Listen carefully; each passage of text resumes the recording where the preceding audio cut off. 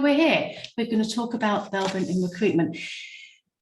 Interestingly, this is one of the first reasons why Belbin was used, or where Belbin was used. So after all of the research at Henley, Meredith and his team used Belbin when they were working with Cadbury Schweppes and ICI, especially for their graduate recruitment.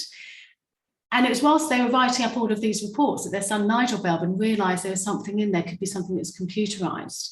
And so the platform we've now used for the last 35 years to generate the Belbin reports is called Into Place. And there's two theories as to why this name came about. It was either putting people into place or interview and placement.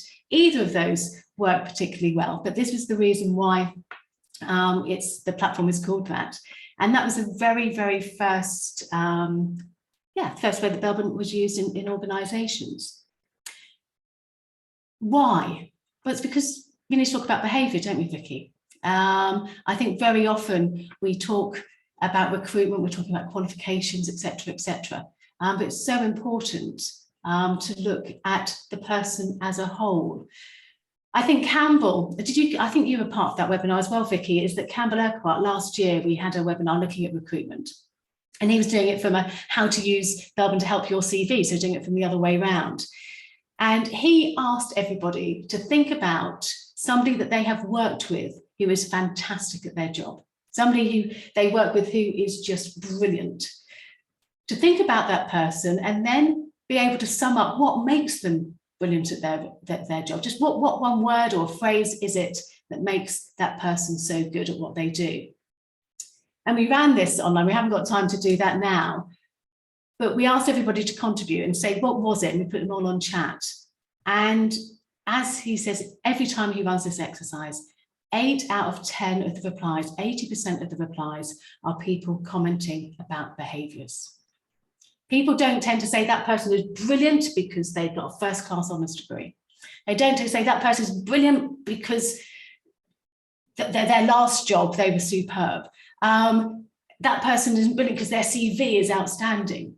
People tend to say, well, actually, that person was brilliant because their attention to detail made sure that nothing ever faltered. Or they are an inspirational leader. They're very, the way that they managed people, etc., etc. So it's really important that we look at behaviours. This is something that sometimes we just don't pay attention to enough when it comes to recruitment. Just a bit of disclaimer there. We've already said it, haven't we? It's a wonderful painting that we're trying to paint about an individual, and Belbin is just one part of that. They don't provide a definitive yes or no. They are just giving you some ideas about that person, some things to probe about, some questions to ask at interview. So should we get started with theory, Vicky? We thought we'd do this in 2 parts, didn't we? Sort of theory and then action. We thought that'd be a good way of doing this. Now, I've got a book here, Team Roles at Work. I don't know if you can see that. I'm in a tiny little rectangle at the bottom of the screen. Team Roles at Work is where all of the theory is, where it comes to looking at recruitment. Now, I don't want you to get this book, however, because Vicky has helped Meredith and has helped rewrite this book, and it's out at the end of August. So please don't buy this one. Wait until the 3rd edition, then it's updated with Vicky's wonderful contribution in there. But all of the research about recruitment is in this one. It's Meredith's 2nd book. It's I love this one. This is the most highlighted out of Meredith's books that I have. It's the practical bit, it's the so what.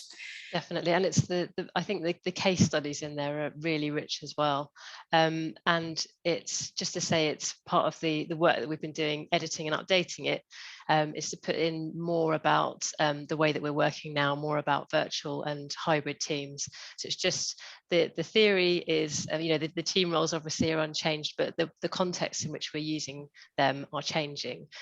So yeah, that's I think you can pre-order that from August the 8th, is it, Joe?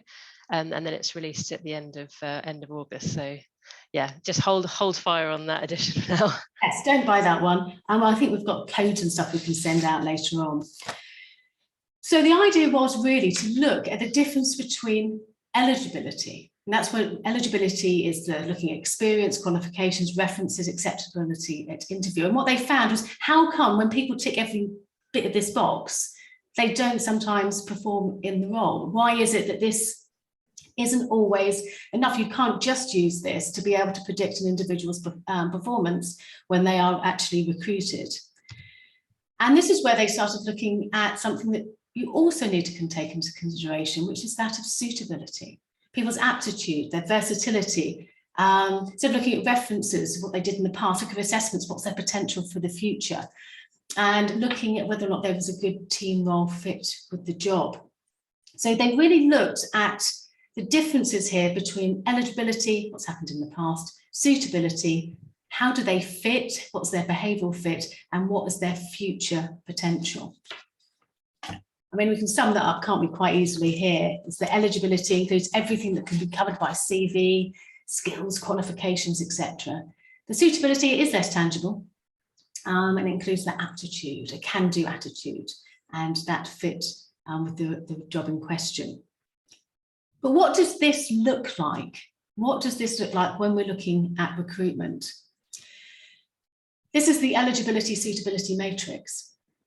So remembering what those definitions of suitability and eligibility are, we have low suitability and low eligibility. So it means basically they haven't got the skills and qualifications or the past experience, and also they haven't got the role fit, etc., either. So as you can imagine, that would be if you recruited somebody who was low on eligibility and suitability, they would be in the total misfit quadrant. You then have somebody who's low suitability but high eligibility. So they've got all the qualifications, etc., but they're not really fitting with the team. Their behaviours aren't what you're after. And this is often where you get the poor fit.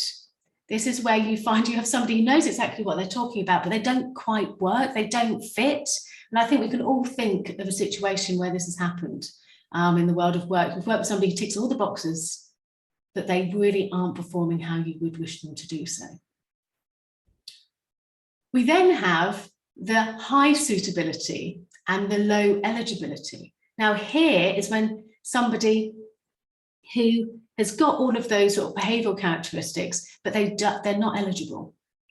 Now this is where they found they had a surprise fit. Now at this point, I'd like to say it wasn't completely zero on eligibility. They found they were barely eligible, so slightly up there. They found that people could be trained. They could be trained, but actually fitted incredibly well within the organisation. Then if you have high both, you think, well, this is the ideal, isn't it? Because they've got everything. They're ticking every box and they're a good behavioural fit as well. These must be the ideal fit. But what did they find? Were they the ideal fit? Let's just go to the next slide. Because what they found was actually, if you go back to that top right there, is you get dissatisfaction. Is that people could come in, they could do the job, they could probably do their job with their hands tied behind their back. And they found there wasn't a challenge. They weren't growing. There was no potential for them to grow. So people tended to leave.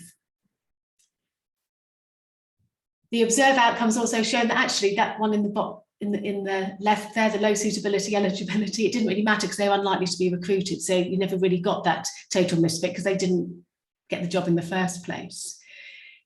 They did find those ones which were a poor fit to be the real problems because they were in place and it was difficult to do anything with them.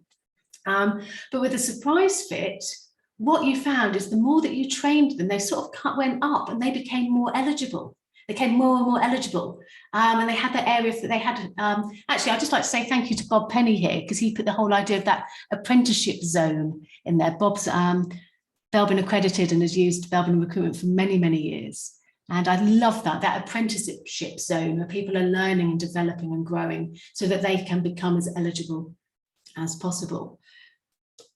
Somebody once said, didn't they, Vicky, that what happens when that growth comes so far? Do they then get dissatisfied?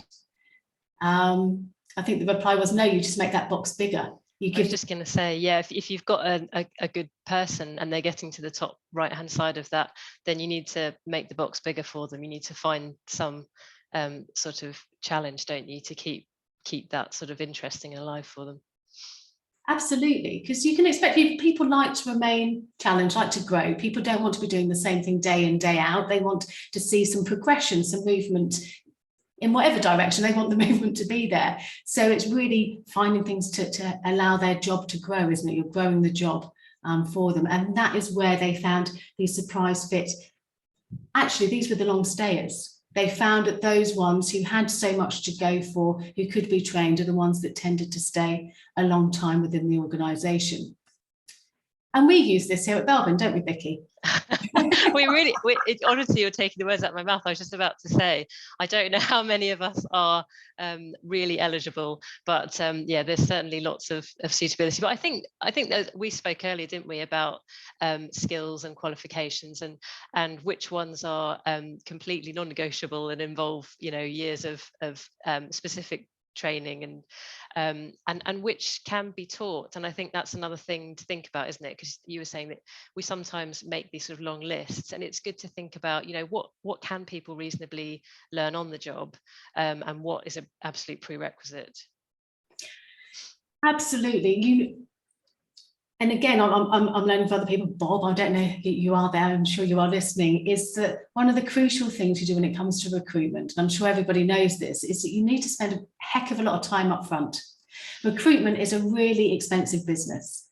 So you need to get it right. So when you are looking at your eligibility factors, you really need to work out what is essential, what can be trained, but make sure there's incredible clarity there, because sometimes what one person thinks is a tick in a box, somebody else doesn't necessarily agree with you.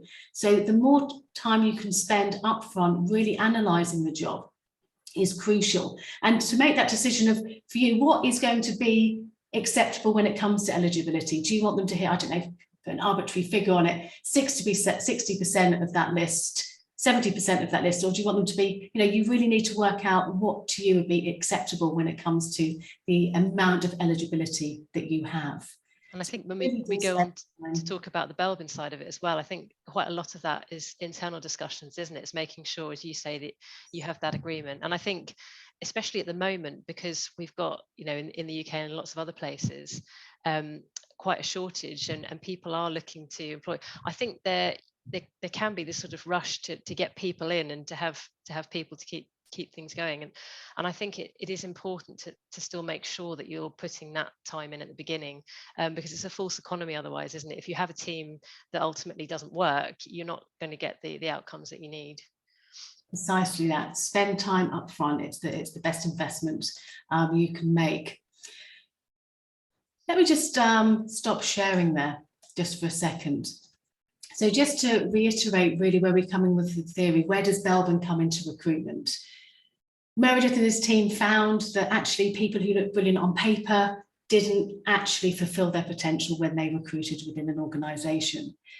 They found that you needed to look at the paper, but also look at different aspects, people's behavioural, their attitude, their versatility, their can-do attitude, and how they fitted within the actual team. Looking at both of these things proved critical when making really good recruitment or informed recruitment decisions. What they also found is that the eligibility, find out what you can train people for, and don't put too much emphasis on this, because actually it's a suitability that left to people who stayed for a long time and who grew not just themselves, but the job and the organisation. So how do we look at this suitability? Like we said before, it's a little less definite, it's a little more difficult, a little less tangible, isn't it? So that's really where this practical side comes in, and this is where Belbin really comes into its own. So I'm just going to start sharing screen again. Please do, if you've got any questions, please do put them on the Q&A, but actually the chat would be easier for us to access, so please do that. So I'm just going to share screen again, go back to the good old presentation. So how do we actually use this? Now at Belbin, we've got a questionnaire, and it's not just for self, it's for jobs. This is called the job requirement exercise. I'll show it to you in a minute, but when you complete this questionnaire, the top tip I've put there is to make sure that not just one person completes it. We'll explain why. You have to rank statements from A to D. And when you have the manager who is the person who will be managing this job for completing it. Sometimes they want the earth, don't they? But you need two people to really argue the case for the answers for the job requirement exercise. The other thing you can do with the job requirement exercise, which we're going through in a sec, is you can add observers from others. So it's a bit like the self. With Belbin, you complete the self-perception inventory and ask observers to validate that when you're looking at you. Same as with the jobs. You fill in the job requirement exercise and then ask people who know the job well to observe the job. This is just getting more of an idea about what is involved. Sometimes people say the manager doesn't actually know what's required for the job. Sometimes the managers say, perhaps we don't want any other feedback because it's what I want that counts. We can have many discussions on here, but it gives you the option to do both. Then you'd ask a candidate to complete the Belbin self-perception inventory. Is there a possibility for them to add observer assessments? It's difficult, isn't it, when we're in recruitment? It's really difficult to ask somebody to add observer assessments. It's not impossible, however, and we do have a lot of people who use Belbin with observer assessments. These tend to be for quite high positions. I don't know if that makes a difference, if people are more willing to ask for feedback. But you can always position this and ask others, see how agreeable they are to add that element to it. We then use the job comparison report to compare the candidate to the job. So let's have a look at that first. I think that would be the best thing to do. So I'm going to stop sharing this screen. And I am going to start, I'm going to share screen again. Oh, where am I? Dun, dun, dun. Let's go here, I believe. And I'm going to share my screen. Oh, stop sharing there a sec.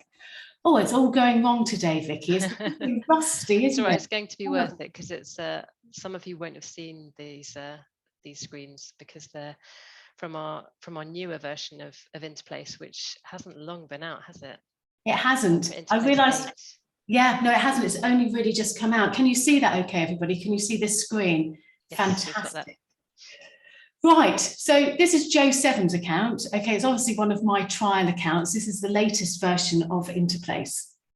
And this is just the page that I am seeing at the moment because I'm doing this as somebody who's just completed a self-perception for myself. I think I've probably gone on and purchased it for myself and I've completed it. For those that know me, that's not my team role profile. I don't think monitor evaluators is quite so high. But what you need to do is we generate other reports. We look at all of the Belbin reports that you can get and we want to generate a job report. So we're going to click this button here. This gives you a description of the job report. We're not going to go into that now because nobody can read it because it's too small a writing. So these are two that I have already started and I'm just going to click here because it's going to take us straight to the questionnaire. So I'm going to start the job requirements. These are the instructions. What you're going to be looking at is a questionnaire and you're going to be answering each of those elements from A, which is critical, so essential for excellent job performance. B, it's important. C is useful. And D is irrelevant. Having that confers no advantage or disadvantage. So I'm just going to click the start button and you get an idea of the questionnaire. It's in 4 different sections. And there are 16 questions in all. This is why we say, do this with somebody, because you want there to be a discussion because the managers tend to want A's all the way down. They want the perfect candidate, which is absolutely fine if you can find them. And also if you have the resources to actually pay them that £1 million salary because they are brilliant at everything. So always push back when you're discussing this with somebody. Think about each one very, very carefully. I said there's 16 factors. You can email this to somebody. You don't have to see it immediately on screen. You can email it to the person that you'd like to complete. At the end, we also ask you to decide which are the most crucial 3 factors. So here we will ask you what those 3 crucial factors are. Bob's just said, yeah, if the managers want A's all the way down, then they don't know what they want. Yeah. Exactly. And that means, doesn't it, going back to what we were saying earlier, spend more time up front because don't go through a recruitment process when there really is that ambiguity. Nobody really knows what people are after. So you complete this. You can then ask people to observe, and rather than go through it all here, because it'll take a little bit too long, is that it's just a list of, it's the same words that you use for the observer assessments as people saying what words are critical for that particular job. So they complete it. As you can see, it's really, really straightforward to use, especially from the new Interplace 8th version from that platform. Very excited about that. But then what happens? What do they get after that? Let's go back to the PowerPoint slide here, is you get a job report.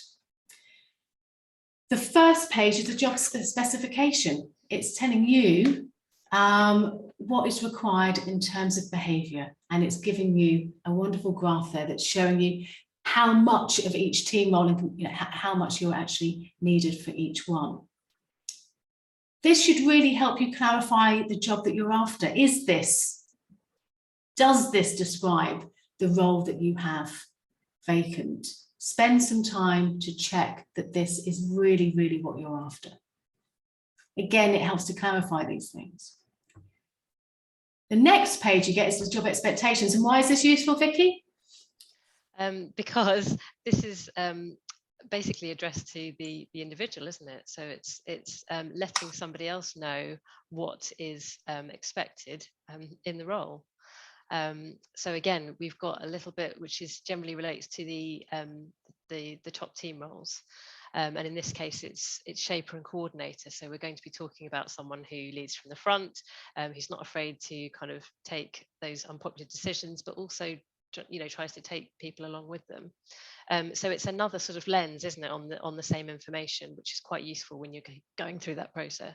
It is, absolutely. So I pressed the wrong button there. Yeah, this is the wonderful thing. This is the copy and paste and put in a job advert. It shows very clearly what the behaviours are that are required for the role. So this is really helping you to be able to communicate with any prospective candidates exactly what is needed there. Now, if you had completed the job observations, you'd also have this page, and this is telling you which words were ticked by people who know the job. Perhaps they're in the job at the moment, perhaps they've left the job, perhaps they interact with the job. If you were using this, you would see which words that they thought were crucial, and also how many people actually said that these were crucial. It's looking at that consensus of opinion, and again, it's giving that extra layer of information. Bob's asking here why percentiles are not shown on this particular page. I think that's relating to the graphs, isn't it, on the previous page? Yes, on this one here. Yeah. Yes. I think that I don't know the simple answer or not, but the job requirements works slightly differently to the self-perception inventory. So we have, with each of the statements, they relate to a combination of roles. So the algorithm is doing something slightly different in the background. So what it comes up with is not exactly a percentile, it's sort of a weighed or calculated percentile, if you like. What I suppose the better answer is that we're looking at the shape, aren't we, and the patterns in the graph. Absolutely. Rather than the particular numbers. Yeah. Yes, this isn't to give you a number, it's to give you a feel for the role and give you an idea of those team roles that are required. Okay, so we have that. Let's give you another example of this. So here we have another job of financial analyst.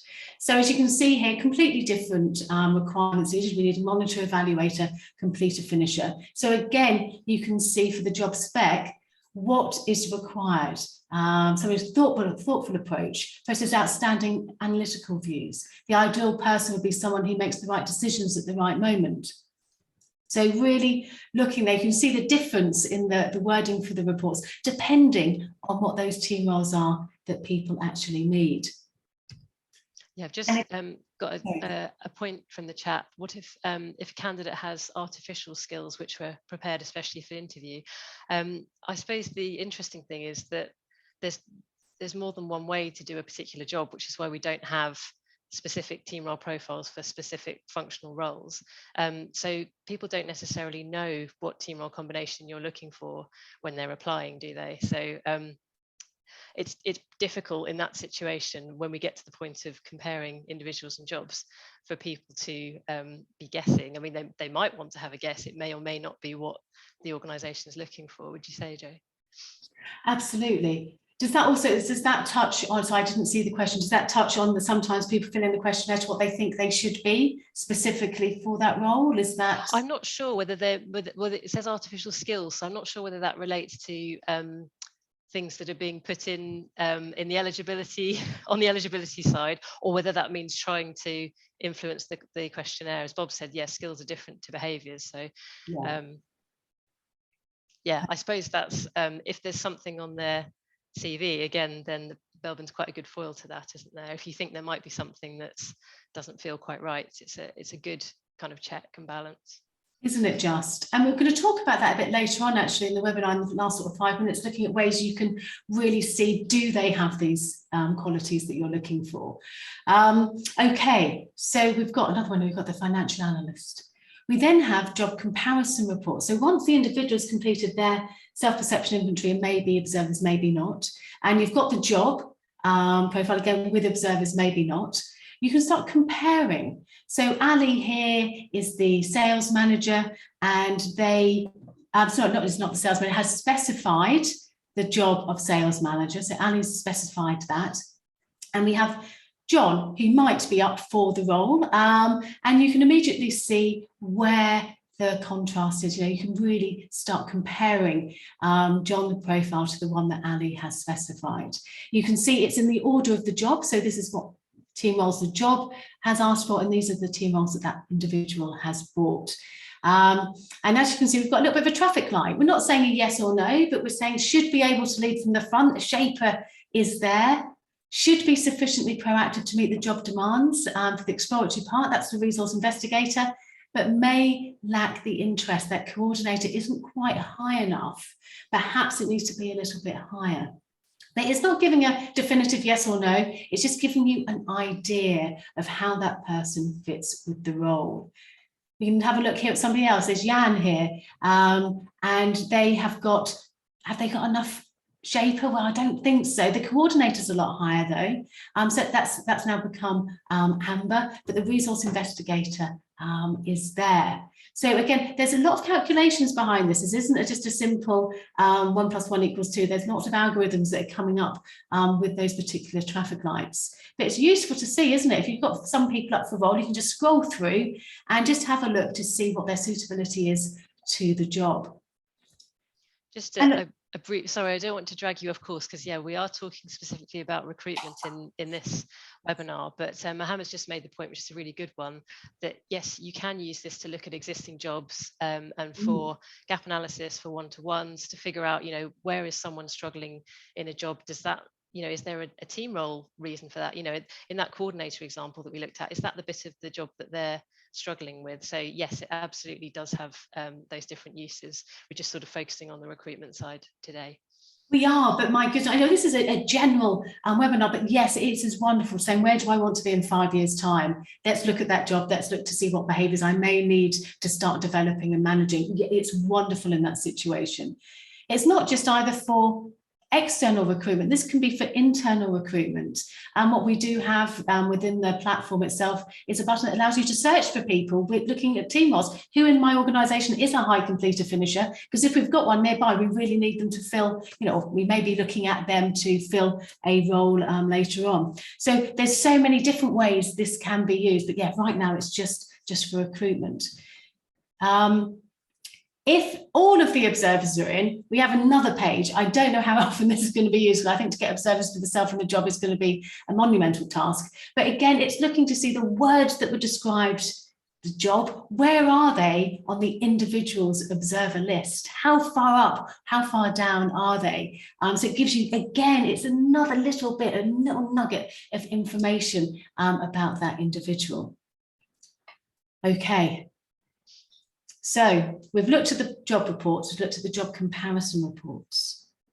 We've defined the job in terms of the team roles that we need. We've compared that to the team roles that the individual is showing on their self-perception inventory. But we really, really need to check these, don't we? This is what I was going on about before, Vicky. We really need to check, because people do fill in questionnaires, all of them, any of them, thinking, what is it that they need from me? What would the ideal for this job be? We need to validate that, don't we? We do, absolutely. And again, I think it's maybe a little bit of an interview cliche, isn't it? But it's true that you're wanting the person to have a good experience of that job as well. So there's no point in someone, I suppose, trying to force their way into something that you think is not going to be a good fit. So it's good to sort of open up that two-way conversation, isn't it? Oh, absolutely. Absolutely. So what sort of questions should you ask, and where do you find those questions? Just look for evidence to start with, so to substantiate their top team roles, and check their self-awareness. Are they aware of their weaknesses? Ask them questions around their bottom role.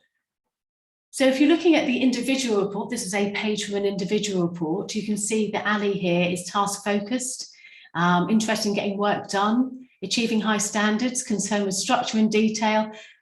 Ask Ali, this is how you say, your behavioural strengths are. Can you give me an example of when this was the case?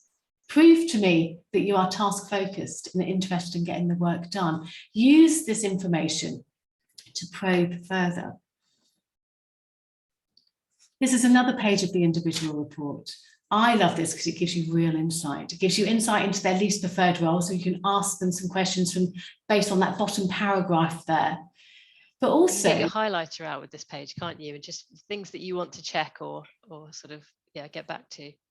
No, you can, absolutely. It says here, for example, if you look at that second paragraph, however, you may find it more difficult to progress when placed in an upfront role. Ask questions about that. Ask questions, how is that going to impact on the role that you're looking for them to do at the moment? So use this page to really start probing. We also have this page, the suggested work styles. And you've noticed I've only chosen pages which don't require the observer input, because I think it is more likely that you don't have observers here. That adds another whole dimension. But here we're looking at that combination of 4 top team roles. So ask the individual. It says that you should be great at meeting requirements. Give me an example. And if people can't give you an example, or what they're saying, perhaps that this isn't being quite true, or if they have brilliant examples, that this report, you're validating, isn't it, by your questioning, by your interviewing. We've got some ideas for you here for each of those team roles. We're not going to spend a huge amount of time on there. But here we have some ideas of how can you interview somebody who has a top team role of. So for the completer finisher, try and elicit where things go wrong. Where are mistakes made? How do they go about solving such problems? We've got a control thing there as well. Is this person looking to find out they're striving for high standards, or do they just obsess over the minor details? You're looking to see if they are able to apply the strengths they have into a team and an organisational concept. Implementer. Where are their achievements? Planning processes. Ask them for evidence of these. How would they cope when they get to the end of their checklist? Are they going to be finding something else, or are they going to come back and say, where's the next list? Absolutely. It also highlights that somebody may have, for example, a team role at the top of their profile, but what you're trying to ascertain is how strong are they in that particular role? How good an example are they? And we always say a strong example is somebody who shows it in the 80th percentile or higher. A shape is a good example of this. Are they the ones who really are doing it for the good of the team, who are shaping and putting the energy in and looking at achievement, or are they doing it for themselves? It's a real difference between an effective and not so effective shaper. Talk about failure. Did they blame everybody else, or did they try and learn from that for next time? Here we have, for those who aren't so familiar with Belbin, we've got the completer, finisher, implementer, and shaper. These team roles all have something in common. They're all task team roles. We then have these social team roles, the team worker, coordinator, and resource investigator. And again, we've got some ideas for you there about how you can really probe, how will a team worker cope with conflict? We know that they don't particularly like it, but do they have a coping mechanism that will allow them to do so? I love this one. Are they a good coordinator or just a lazy one? Are they just delegating all the work? And the resource investigator, what happens when people aren't chased up? What happens when leads go awry? And then we have those thinking team roles, the specialist, monitor, evaluator, plant. Specialist, ask them for things outside their specialist area. Do they understand that what they know needs to be applied? The monitor, evaluator, give them a complex problem, see if they can solve it. Do they think about things in a balanced way or just a really negative way? And the plants, make sure, give them an open-ended question, give them some time to think around an issue, see if they are the great problem solvers. Again, do they see it for the good of the team, or is it just a personal thing there? Okay. Gosh, 45 minutes goes too quick, doesn't it? We tried to cut everything down, but it's just so hard to get all of those basic principles in. So what have we done? Let me just stop sharing a sec, and then we'll share again, because we've got some interesting information for you there. With Belbin, what we're looking at is not the qualifications, we're looking at the behaviour, we're looking at the attitude, we're looking at not the eligibility, but the suitability, because we know that that's where the difference is for somebody to really make an impact when they start work. How do you do that? You start with the job requirements exercise. You define the job in terms of team roles, in terms of those team role behaviours. And you spend time doing this, and it's not a one-person job, and you get as many people involved as possible. You then get an idea of the team roles that are needed, and then you ask individuals to complete the self-perception inventory, and then you compare and contrast.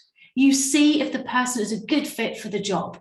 Maybe they'd be an okay fit, but that's what you're doing. You're looking to see just at those behaviours. This is just one part of the jigsaw, which is recruitment. You then need to probe. You need to ask questions to check that they are actually have those behaviours they purport to have. And what the Belbin reports do is give you some wonderful advice, some insight in how you can, one, write the job advert, a bit of copy and paste, but also the questions that you can ask at interviews, so that you're allowing people, if they have got that fit, you're allowing them to shine. They're demonstrating what they have. And again, used as part of that recruitment process. These can be a really, really valuable tool.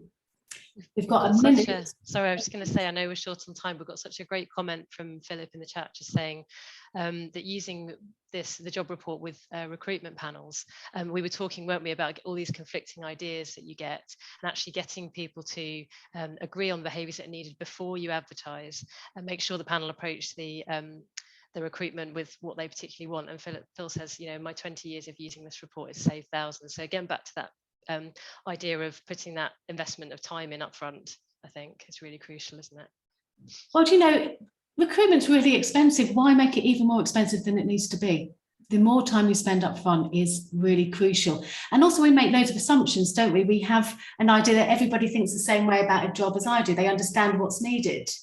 And actually, that's very rarely the case. Have that discussion up front to make sure there's no ambiguity, and to make sure that you all mean the same thing. Thanks so much, Phil. And Gary, I can see there.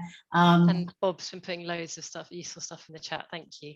Bob, you're a star. Thank you so much. Okay, I'm just going to go back to share screen just before we finish, because we are at the end. Please keep an eye out from an email from team@belbin.com. As you know, if you've been to one of these webinars before, we will put the recording in there. But we'd also like to give you a free trial. We think sometimes us talking is great, you know, we like chatting to you, but sometimes you have to see these things in action to make them really, you know, come alive. So we would like to offer you all one free job report, one free individual report, and one free job comparison report. And I've done some maths here, and that's £122.50. No consultancy in this, of course. We're not going to offer that as well, because then the price would rise considerably. We would like to offer you the chance to try it. So if you would like that, once you get the email from us, reply, and we will get everything set up for you. It'll be on the brand new system, the brand new Interplace 8 platform. And then what we'll do is we'll keep that valid for a couple of, well, probably until we're all going on holiday soon, aren't we? We'll keep that valid for a few weeks, and then we'll check in with you to see how it's gone. Have you been able to use it? Has it given you some great insights? But we'd love you to trial it. Perhaps you've got some recruitment going on at the moment, and this might be a really useful thing to add in. So Reply to the email if you'd like a free trial. So that's one free job report, one free job comparison report, and one free individual report. Then look out for a recruitment article. We're in the middle of, I say we, Vicky. Vicky's No, in the it's we, it's we. Vicky's in the middle of writing this article about recruitment. It's going to be more of a download. It's going to have loads of questions that you can ask for each of those team roles. So keep an eye out for that. That will be emailed to you. We're then hoping to put together a webinar, and it's not our voices you hear, but it's the voices of people who actually use this on a regular basis. So their experience of using Belbin and the reports to help them make the best recruitment decisions. So lots of things to look out for. Look out for team@belbin.com. Please do make sure it's on the safe send list so we don't go to spam. We get a little bit offended. No, we don't. Please do that because we'd really like to help you make these first, to try something new. And I'm sure that will be helpful. Okay. Anything you'd like to add, Vicky, just before we finish? No, just to say that I think you did cover it, but just to say again that if you liked those little interview snippets, we have quite a lot more in that article, the download that's coming up, more detail on different questions that you can ask of different team roles. And I think it's the kind of thing that, as we've said, you could tailor for existing employees as well for your team. So look out for that. Absolutely, it will be soon, don't worry. Thank you very much, everybody, for joining us. We're around to answer some questions if you haven't got to shoot off, but otherwise I'm going to stop the recording now and hopefully see you again soon.